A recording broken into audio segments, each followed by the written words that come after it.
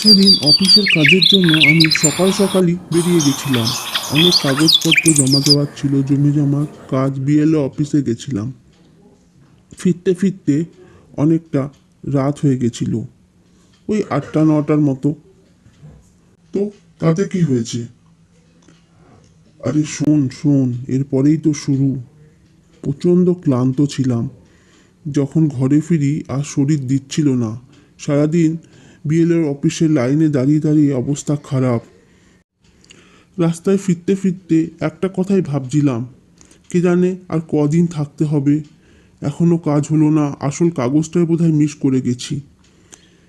ঘরে ফিরি তখন অন্ধকার। 8টা 9টাতেও এখানে পুরোপুরি অন্ধকার। এমনিতেই আমাদের ঘরটা একেবারেই গ্রামের শেষ প্রান্ত, বিশাল একটা মাঠের ধারে। তোকে তো আগেই বলেছিলাম। ঘরে ফিরে করিম চাচাকে বললাম, করিম চাচা আজ আমি খুব ক্লান্ত, আমাকে এখানেই তাড়াতাড়ি করে খাবারটা পাঠিয়ে দাও। আমি জামা কাপড় ছেড়ে ফ্রেশ হয়ে নিচ্ছি। একটা কাগজ মিস করে গেছি, আমাকে মনে হয় আনতে হতে যেতে পারে। ঠিক আছে ঠিক আছে। তোমরা সব। করিম চাচা আমাকে খাবারটা আমার রুমের মধ্যেই দিয়ে গেল। আমি খাবার শেষ করছি। এত পদ রান্না করেছে, বাপরে বাপ। করিম চাচা মানুষটা খ্যাঁচখ্যাঁচে হলেও রান্নার হাত কিন্তু খুব ভালো। তবে রান্নাগুলো একটু কেমন পচা পচা মতো। কে জানে, ফ্রিজ নেই বোধহয় সেই কারণে। রাতে ক্লান্ত থাকার পরেও যেন ঘুম আসছিল না। দূর থেকে একটা বচসা ভেসে আসছিল। দুজনের মধ্যে বিশাল তর্ক ঝগড়া কানে আসছিল। আস্তে আস্তে সেটা ক্রমশ তীব্র হতে থাকে। কান একদম ঝালাফালা হয়ে যায়। কিছুতেই বুঝতে পারছিলাম না কি ঘটছে। আমাদের মাঠে কি কেউ আছে? বাড়ির নিচের মাঠে যাই তো দেখি গা গিয়ে। চোর টোর ঢুকলো নাকি? করিম চাচার সঙ্গে কি বচসা চলছে? যাই যাই যাই যাই যাই। চাপ বাবা। আমি দৌড়াতে দৌড়াতে ঝুলন্ত বারান্দায় গেলাম। কই, একটা ছায়ামূর্তি দেখতে পেলাম আমি। দুজনের মধ্যে চলছে বচসা। অবয়ব দেখতে পেলাম, মুখটা স্পষ্ট নয়, ছায়ার মতো এক অবয়ব। বিশাল তর্ক বিতর্কের পর এইদিকে লোকটা তুলে নিল একটা কোদাল এবং কোদাল নিয়ে ধাওয়া করলো অপর লোকটার দিকে। অপর লোকটা ছুটতে ছুটতে পালালো। আমি কিছু বুঝতে পারছিলাম না। কি হচ্ছে কি হচ্ছে? এই রে, কি হলো? কোদালের আঘাতে মরে গেল সামনের লোকটা। কিছু বুঝতে পারলাম না। আমি দৌড়াতে দৌড়াতে দৌড়াতে দৌড়াতে বাগানের দিকে ছুটলাম।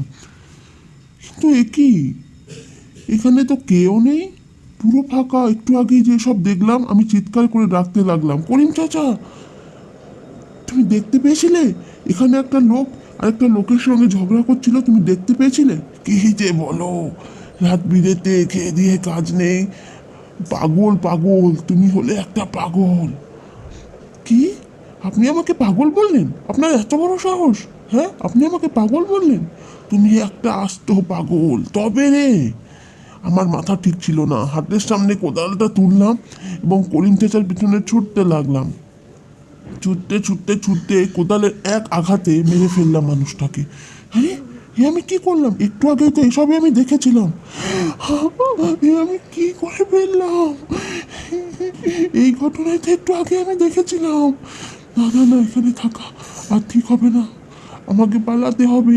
সকাল হওয়ার আগে আমাকে পালাতে হবে। আমি সেখান থেকে পালালাম। কিছুই বুঝতে পারলাম না। কি? কি বলছিস তুই? তুই একজনকে খুন করে ফেললি আর এই ঘটনা তুই আগেও দেখেছিস? এ কি ঘটনা? কিছুই তো বুঝতে পারছি না। হে ভগবান, এটা কি করে সম্ভব? কি করে? কাঁদিস না বাবা, কাঁদিস না। একটা কণ্ঠস্বর ভেসে এলো। মা, তুমি কখন এলে দিদির বাড়ি থেকে?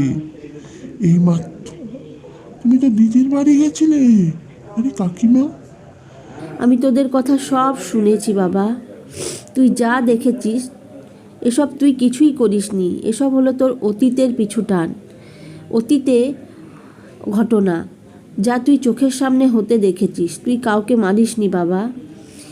এর পেছনে এক ঘটনা আছে, শোন তবে বলি। আমি তো জানতাম না তুই দেশের বাড়িতে যাবি। জানলে তোকে আগের থেকেই বলে রাখতাম। তোকে একটা জিনিস দেখাবো। দাঁড়া দাঁড়া, আমি একটু আসছি, তোকে একটা জিনিস দেখাবো, দাঁড়া। একটা ফটো। তুই কিচ্ছু করিসনি রে বাবা, সবই আমাদের অতীতের পিছু টান। দাঁড়া দাঁড়া, আমি আসছি। দেখ তো,